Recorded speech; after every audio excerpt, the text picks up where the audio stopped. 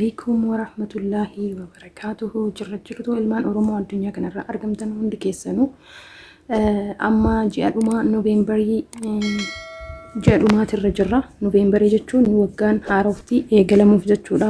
Yeroo muraasa hafee har'i Noovembarii 22 jirra jechuudha. Barri kun dhumatuuf ji'a takka ji'a lamatu nu hafa.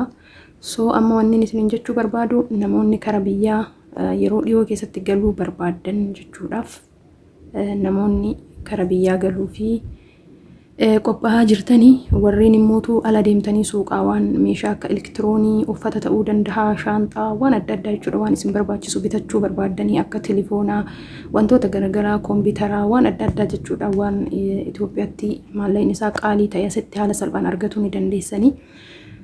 So amma Amazon jechuudha. Amazon baay'eetu jira asirra yoo ilaaltan jechuudha. Amazon Saudi Arabiyaa keessa jira. Amazon Hindi.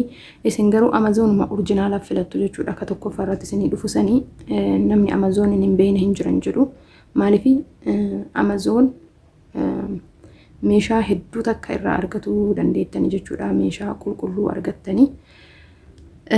Mee ani daawunloodii godhuun barbaanne garuu maaliif nuun illee akkuma Amazonitti ilaalaa jechuudha. Ani nuunii qaba. Haga sanitti haga inni daawunloodii godhutti nuuniin seenee isin argisiisa jechuudha. Baay'ee suuqiiwwan asirra jiru kanneen hunda keessaa jechuudha. Nuun amma asitti argitanii nuuniin guyyaa 3 fa'aa keessatti isinii dhufuu danda'a. Suuqiiwwan akka elektiroonii ciccimaa jechuun oriijinaala itti argattan akka nuunii Amazon extra jechuudha. Kanneen ani beeku kanneen xalabillee irraa beeku jechuudha. Akka extra nuuni Alibaba jedha dhiifama. Amazon jechuudha. Akka Amazon fi nuun extra jechuudha. Kanneen qaamanillee dhaqee waan hin beekuu fi baay'ee hedduu tokko jechuudha. Kunis jarjar kunis jechuudha. Inni kunis baay'ee hedduu tokko suuqii oriijinaala warri Saudi fi Dubai keessa jirtan keessumattuu warri Khaliijii jirtan jechuudha.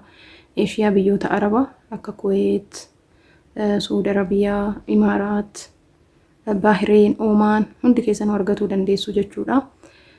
Kara birallee dhufne Sintarboy illee dhiifama. Sintarboy illee meeshaa elektiroonii illee argachuu dandeettanii meeshaa kushiinaa keessaa meeshaa mana keessaa jechuudha. Amma madaamin yoo suuqii nu geessi jettanii suuqiiwwan akkana kana nu geessi jedhanii jechuudha. Maaliif uffata shaanxaa wantoota akkasii bakka tokko argachuu ni dandeessanii jechuudha. Akka jirjir namna kanneen jechuudha. Okay, amma suuqiiwwan onlaayinii irraa xalabdanii jechuudha. Meeshaan isaa oriijinaala qulqulluu kan ta'e akka Namshii, Shein illee Chaayinaa taatus garuu meeshaan isii haga tokko baay'ee hedduu xiraatii qaba jechuudha. Namni Shein illee hin beekne hin jiru maaliif ijoolleen baay'een beeksisaa jiran keessattuu ijoollee warri Amaaraa jechuudha. Yeroo baay'ee Namshii garuu namni baay'een hin fayyadamu maaliif waagaan isaa baay'ee haayidha. Garuu amma Noovembarii isa dhumaa kana ji'a 12ffaa fa'aa keessa diskaawuntii hedduu qaba jechuudha. Garuu meeshaan isaa baay'ee qulqulluudha. Uffata daa'immanii, uffata nama gurguddaa, uffata qorraa namni kanneen Namshii fa'arraa ni argattanii jechuudha. Bakka uffata akkamiis na jedhu uffatuma barbaaddan jechuudha. Qulqullina uffata qabu argachuu ni dandeessanii jechuudha. Suuqii akka Namshii nuuni kanneen yoo saayiziin isaa isinitti xiqqaate waan wayii yoo dogongora qabaate yoo suu isin deebisan jechuudha. Ka akka Shein garuu guyyaa 20 fa'aa ji'a tokko fa'aa akkas ji'a tokkoof wayii fa'aa isinirraa tursiisan jechuudha. Sun haaluma isin katamaa jiraattanii fi baadiyyaa jiraattan ilaallataa jechuudha. So ammallee asii yoo dhufne Alibaba.com. Alibaba.comis suuqii Chaayinaati garuu haga tokko meeshaan isaa jechuudha. Waagaa rakasaan ni argattanii. Namoonni tokko Alibaba.com irraa darzana fa'aa fudhatanii eegasii karaa chirchaarotiin onlaayinii irra gurguranii jechuudha. Alibaba irraa jechuudha. Alibaba yeroo baay'ee darzana malee namaaf hin kennu jechuudha. Karaa Wish yoo deemne jechuudha. Wishin kunillee Wish shopping uffata babbareedaa qaba. Garuu amalli isaa maali? Haga riyaala amma fakkeenya fani Saudi keessa jira. Riyaala 700 haga bitutti naaf kennuu hin danda'u yookiin doolaara 150 moo 200 akkasii jechuudha doolaara.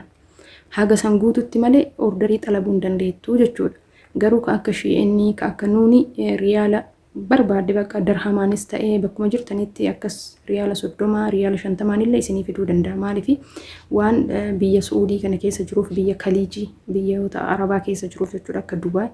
Amma nuuniin ka jiru Dubaay fi Masar Suud Arabiyaa keessa jira jechuudha. Garuu guyyaa 3 guyyaa 4 isinii fida. Yoo magaalaa jiraattan guyyaa 3 guyyaa 4 isinii fida. Yoo magaalaan alammoo gara baadiyyaa yoo jiraattan guyyaa 15 guyyaa 20 keessatti isin gahaa jechuudha. Shi'een illee nimshi illee akkasuma warroota Riyaadiin jiranii fi gara magaalaa jiran nimshin guyyaa 3 guyyaa 4 keessatti gahaa. Shi'een illee akkasuma hunduu jechuudha. Maaliif haaluma isin baadiyyaa jiraattaniini jechuudha. So akkasitti na hubattan jedheen abdii qaba. Suuqiiwwan kanarraa amma waan rakasaa waan gatii salphaa yoo argatu barbaadan waan orjinaaluma ta'ee waan gizee biraa wuddii amma rakasaan argatuu ni dandeessu jechuudha. Mee amma Amazon daawunloodii naa godhee jira itti dabarra jechuudha. Amazon isa kana jechuudha. Amazonii kana namoota baay'eetu faarsaa, namoota baay'ee faarsaa rakkoon isaa imeelii ምናምን isin gaafata jechuudha. Mi'an yoona seensise akkanumas seenaa maaliif imeelii itti galchuu waan hin barbaadaniif jechuudha. Maaliif orderii godhuu waan hin barbaadaniif argitanii imeelii akkaawuntii waan akkasii isin gaafata jechuudha. Isin imeelii bilbila keessan keessa jiru yoo barbaadanii itti galchuu ni dandeettanii jechuudha. Nama skip jedhee seenee ilaal Amazoniin persantii 10 fi persantii 50 of qaba jechuudha. Kaameraa ta'ii waan barbaadan waanuma barbaadan dhugaa meeshaa orjinaala jechuudha irraa argatu ni dandeessanii nuun illee akkasuma jechuudha baay'isuu. Amazon immoo wanni das nama jedhu Itoophiyaallee gahuu eegalee jira. Haga Itoophiyaa jechuudha kan inni fidaa jiru Afrikaa keessallee deemee jira jechuudha. Amazonii garuu akkuma isin fageenya biyyaatiin yeroo orderii gootanii waagan isin baay'ata jechuudha. Haga Itoophiyaa galtanii orderii gootanii biyyuma kana keessatti osoo meeshaa elektiroonii waan barbaadan fakkeenyaaf warri amma gara biyyaaf galtanii yuutuubara hojjetuu barbaadanii waan adda addaa jechuudha. Asirraa xalabatuu ni dandeessan jechuudha. Bakka tokkotti waanuma barbaadan jechuudha. Kompiitara ta'ee meeshaawwan mana keessaa meeshaawwan kushiinaa baay'ee jechuudha. Amazoniin gubbaa ni argattu. Kabiraan mootu kaameraa okay jalqaba irratti deebina jechuudha. Waan barbaadan san asirra search yoo gootanii ni argattan jechuudha. Fakkeenyaaf qibaatiiwwan akka fuulaa jechuudha ka Afrikaa fi shiibatarii kanneen jechuudha. Waanuma barbaadan waan daa'immanii yoo barbaadan inni adda addatti qoodee jira waan ta'eef waan barbaadan search gaafa gootanii ni argattanii. Mi'am white friday jedha black friday jechuudha. Seelii jira jechuudha guyyaa jimaata galgala gaafa orderii gootanii jechuudha. Kaardii keessan illee bitachuu ni dandeessanii. Meeshaawwan ammamii akka espresso kanneen jechuudha. Laal meeshaawwan kanneen jechuudha. Amma duraan meeshaan kun meeqa ture 3,652 jechuudha. Garuu barri haaraawni yeroo dhufu hedu baay'ee diskaawuntii ta'a jechuudha. Dhugaan isiniin jedha. Laal amma 759 ka dura 3,000 wayii jechuudha. Asumarraa fudhatuu ni dandeessan. Maaliif hedduu takka keessattuu guyyaa jimaata galgala order godhaa jechuudha.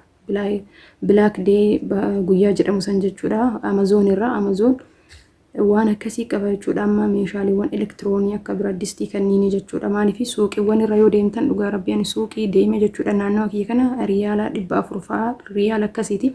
Garuu as gubbaa kan jiru riyaala 300 wayii jechuudha. Maaliif Amazon irratti meeshaa xiraatii qabu argattanii jechuudha. Amma meeshaa akkana qabattanii biyya galuu ni dandeessu. Meeshaa akka biradistii kana jechuudha. Maaliif isin fayyada waan ta'eef ka liitira 8 fi liitira 4 yoo qabattanii galtanii hedduu tokko isin fayyada.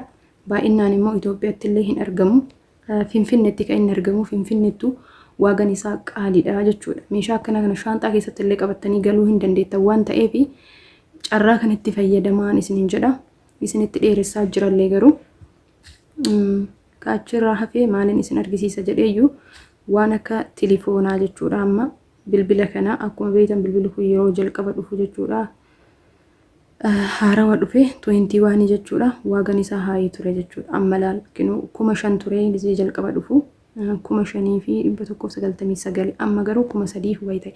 Ammallee gaafa eedanii jechuudha akkasuma bu'aa deemaa jechuudha. Kanaaf yeroo galuu heddanitti waan akkana waan sirrii isin fayyadu jechuudha. YouTubeii minamina YouTubera taatanii hojjechuudhaaf wantoota akkanaa kana bitadhaa isin jedha. Dirqama suuqirra deemtanii bitatu hin qabdanii asirraa meeshaa orjinaala ta'e orderii godhuu ni dandeessanii jechuudha. Ani telefoona itti fayyadamaa jiru kana asumarra onlaayinii marra orderii godhee manatti naa dhufee jechuudha. Shittollee yoo barbaadan shittoo orjinaala ta'e argatuu ni dandeessanii, garuu viidiyoon isin dheerataara. Amazon kana fakkaataa jechuudha. Ani kana bichaa miti keessa isaa seenee hin fixu. Isin gaafa keessa seentan waan baay'ee isin gammachiisu keessa argatuu dandeettanii.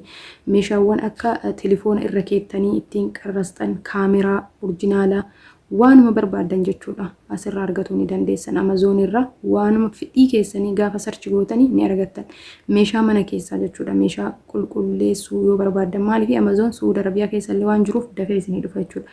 Fakkeenyaaf kaameraa kana namni wallaalan jiru kaameraa orjinaala jechuudha.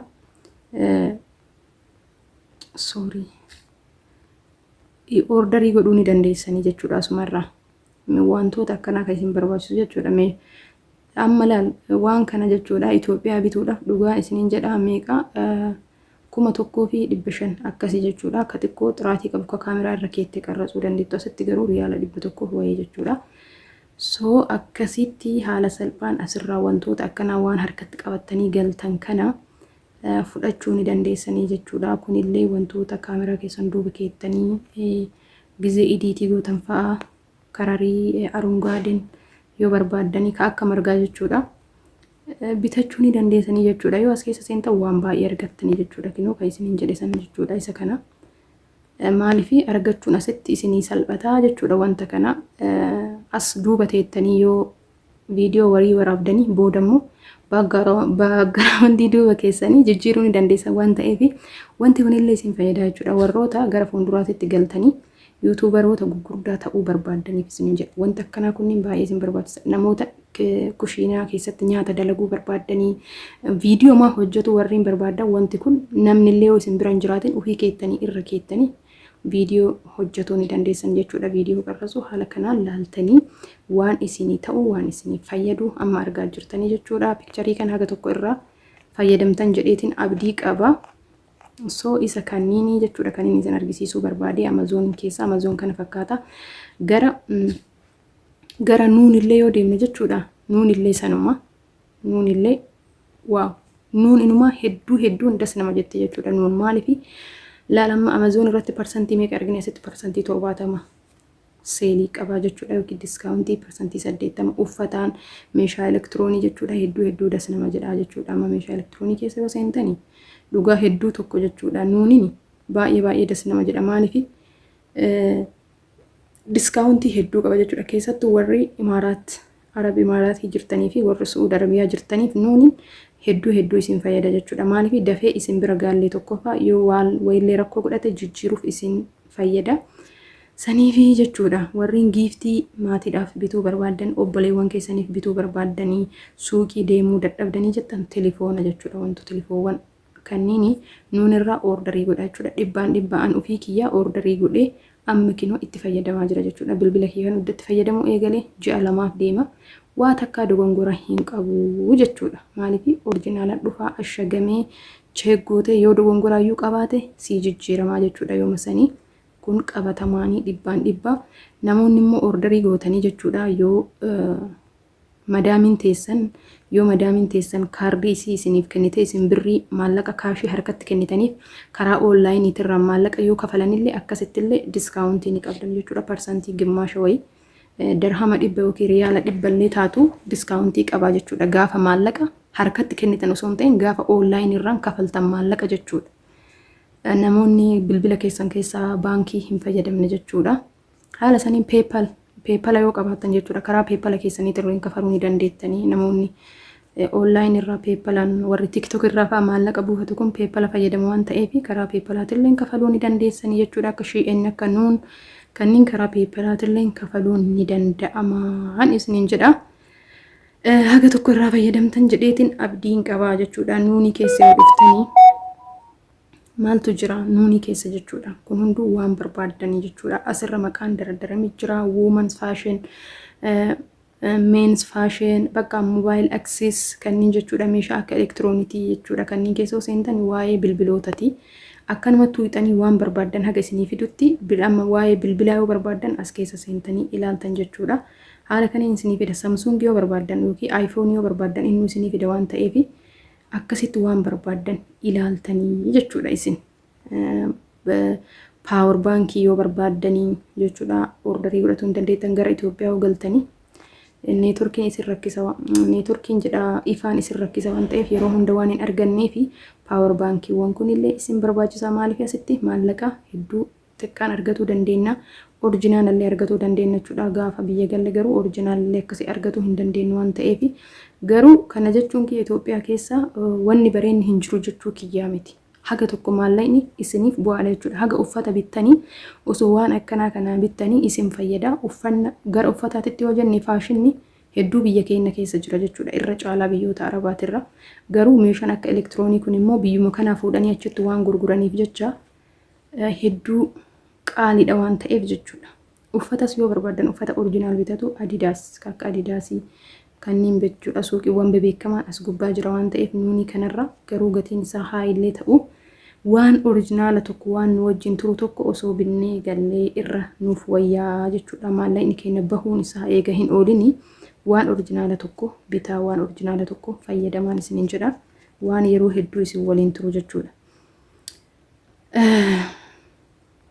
Dhiifamaa akkuma duratti meeshaa elektiroonii Amazon keessallee ilaalle as keessallee yoo ilaalle jechuudha akkasuma jechuudha akkuma Amazon san caalaa daran diskaawuntii qaba jechuudha waan maashina bunaa waanuma barbaadan jechuudha waan garaan keessan isin barbaade achirraan giiftii qaba waan barbaadan bitachuu ni dandeessu jechuudha as gubbarrallee dhuftanii kana fakkaataan isiniin jedha suuqiiwwanii waan barbaadan kaayisen waan fedhii keessanii waan beeytanii fi namoota illee giiftii yoo bituu barbaadanii asirra ordarii godhachuu hin dandeettanii jechuudha kana jechuun kiyya warroota ka sababa adda addaatiin ala bahuu hin dandeenye jedhaa jira waliin ala bahuu dandeettanii moo deemtanii illee bitachuu hin dandeessanii garuu arabdoonni yeroo hunda suuqii naman geessanii jechuudha nama fakkeenyaaf suuqii nan geessanii jechuudha dhugaan isiniin jedha warriin jechuudha ustushwaaraa waan akkasiisanii yoo ordarii godhachuu barbaadanii kinoo kanneen kana godhadhaa jechuudha kuni amma kaampaanii beekamaadha jechuudha ustushwaariin kuni warri aartistoonni warri kinoo fiilmii dalagan kanneentu filata jechuudha kaampaanii kanarra ordarii godhata inniin kun dura meeqa ture riyaala 300 way ture amma garuu 185 ta'ee jira jechuudha hedduu xalabeen jiraanu dhimmataa kiyyaaf jechuudha nin barbaadaa jechuudha wanticha kan ammallee garuu nin eega jechuudha gani diskaawuntii ta'utti amma 51 ofidha garuu gara dhumaati irratti ammallee jechuudha amma Noovembarii keessa jirra Oktoobarii ji'a dhumaati irratti ammas diskaawuntiin kun ammas parsantii tokko inuma bu'aa jechuudha numa eenaa jechuudha garuu barri haarofti gaafa seen immoo wanni hunduu bootatti deebi'a waan haara wallee dhufa jechuudha so akkanatti hubattan jedhee yaada inni kun siraamikii qaba keessan jechuudha rifeensa keenyallee miidhuu hin danda'u garuu istireetiin godhaa jechuudha maaliif nama bitee fayyadame waan argeef jechuudha nuuni kanarraa xalabanii waan fayyadaman waan argeef hedduu tokko bareedaa jechuudha gaafa biyya galtan isin fayyada waan ta'eef kuni haga mana rifeensaa deemtanii so isa kanneen qallaalii kana shaanxaa keessan keessatti qabachuu dandeettan waan ta'eef isa kanneen yoo bitattanii galtan hedduu isin fayyada jedhee waan yaaduu fi waan ofii kiyyaa na fayyada jedhee itti yaade tokko isin birallee gahuu barbaada asumaan na hubadhaati akkasumas warri maatii naa taatan share subscribe godhuudhaan YouTube kiyya kana naaf guddisaa isiniin jedha